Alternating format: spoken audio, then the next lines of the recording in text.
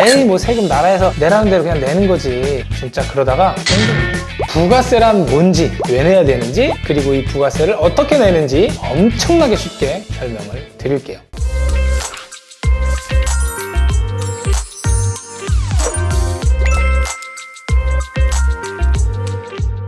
안녕하세요, 제이 아빠입니다. 오늘은 듣기만 해도 머리가 아프고 짜증나는 세금, 그 중에서도 부가세, 부가가치세에 대해서 이야기를 해보려고 해요. 요즘에 뭐 매출이 안 나온다, 장사가 안 된다, 손님이 없다, 이런 얘기들 굉장히 많이 듣잖아요. 근데 잘 찾아보면 전국에 장사 잘하고 손님 긁어 모으고 매출 많이 일으키는 브랜드들, 그리고 사장님들이 생각보다 많습니다.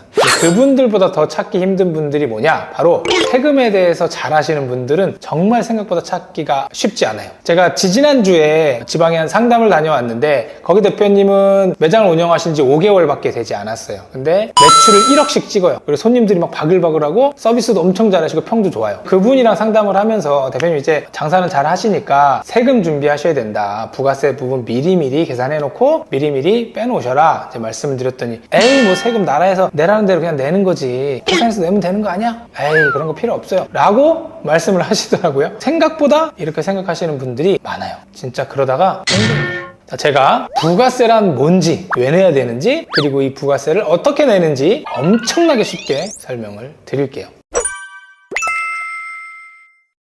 자, 부가세란 뭐냐? 부가가치세의 줄임말이에요. 부가가치, 새로운 가치가 부여된 것에 대한 세금이라는 얘기죠. 내가 삼겹살집을 운영한다고 가정을 해볼게요. 삼겹살을 팔기 위해서 삼겹살 원물, 돼지고기를 사요. 그럼 여기가 가지고 있는 가치가 있겠죠? 근데 나는 여기에 가치를 더 부여해서 비싼 돈을 받고 싶어. 그래서 삼겹살을 받아다가 거기다 칼집을 넣습니다. 그리고 소금, 후추, 향신료 이런 걸 막 뿌려요. 로즈마리 막 바르고. 그 다음에 와인에 담궜다가 진공을 해서 숙성고 이틀 숙성을 해요. 와인 숙성 삼겹살을 만들고 손님이 오시면 그 자리에서 삼겹살을 잘라서 금가루 뿌려서 소스랑 같이 딱 내보냅니다. 1인분에 뭐 3만 원 이렇게 딱 팔아요. 그럼 뭐죠? 애초에 삼겹살이 가지고 있던 가치보다 더 많은 가치가 부여되는 거잖아요. 그러면 이거에 대한 세금을 내는 게 부가가치세인 거예요. 여기까지 이해가 되셨죠? 자, 근데 여기서 사업하시는 분들이 헷갈려 하시고 싫어하시는 게 뭐냐면 1인분에 3만원에 내 삼겹살을 판다고 해서 이 3만원이 다 내 돈이 아니라는 거죠. 왜냐면 이 삼겹살이 부가가치가 탄생을 했잖아요.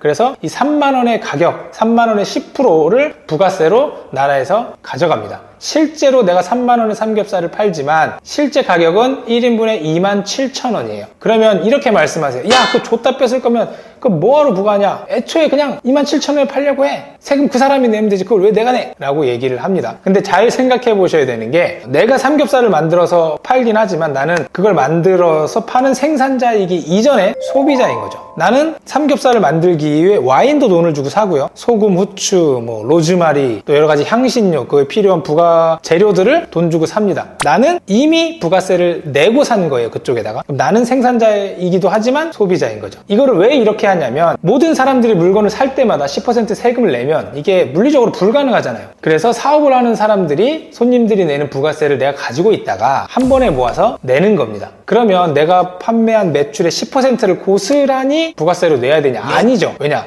말씀드린 것처럼 나도 이미 부가세들을 많이 냈잖아요. 그래서 내가 낸 것들이 이런 게 있다. 그리고 내가 판 것들이 이런 게 있다. 그래서 요거를 잘 믹스하고 잘 계산해서 나는 부가세를 이렇게 신고를 하면 그걸 정상 참작해서 부가세를 적게 내거나 혹은 부가세를 환급받을 수 있게 해주는 거죠. 그래서 이거 내가 뭔가를 지출했던 항목이랑 그리고 내가 팔았던 항목이랑 잘 계산해서 신고를 해야 돼요. 이거를 신고를 안 하면 정말 부가세 폭탄 맞는 경우 수두룩합니다. 자, 그럼 부가세는 언제 내느냐? 개인 사업자는 1년에 2번, 법인 사업자는 1년에 4번 내는데 가장 빨리 신고를 해야 되는 게 1월입니다. 얼마 안 남았어요. 이 영상 보시면 부가세 준비 바로 하셔야 돼요. 자, 그럼 부가세는 어떻게 내느냐? 부가세를 내는 방법은 크게 3가지가 있어요. 첫 번째는 세무기장, 세무사한테 맡기는 거죠. 야, 나 모르겠으니까 세무사가 알아서 해줘. 그리고 두 번째, 국세청 홈택스 홈페이지에서 직접 신청하는 방법이 있어요. 자, 네이버에 국세청 홈택스라고 검색을 하시면 이제 거기에 내 사업자 등록이랑 개인정보 같은 것들을 입력을 하면 세금 신고 기간에 세금을 내가 직접 신고를 할 수 있습니다. 내가 지출했던 항목들을 입력하고 입력하고 내 매출을 입력하고 여러 가지 영수증도 있으면 그것들을 첨부해서 올리고 하다 보면 직접적으로 내가 세금 신고를 할 수가 있어요. 꼼꼼하신 분들이라면 직접 하시는 게 제일 좋고요. 그리고 세 번째는 3.3이라는 신고가 있어요. 우리가 카톡이나 이런 거 보면 가끔 광고 메시지 뜨잖아요. 뭐 당신의 예상 환급금은 뭐 30만 원입니다. 50만 원 돌려받을 수 있습니다. 이런 카톡들이 가끔 뜨잖아요. 이제 그게 3.3입니다. 이 3.3도 역시 이제 일정의 수수료를 지급하면 세금 신고를 해주는 거죠. 이 3.3이라는 프로그램의 가장 큰 특징을 하나 꼽자면 일단 편리함이에요. 국세청 홈택스에 들어가면 인증도 해야 되고 일일이 하나하나 다 넣어야 되고 자료 입력해야 되고 생각보다 시간이 오래 걸리고 그 세금 용어나 이런 것들 때문에 좀 복잡할 수 있는데 3.3은 그런 게 없습니다. 그냥 내 개인정보 입력하고 뭐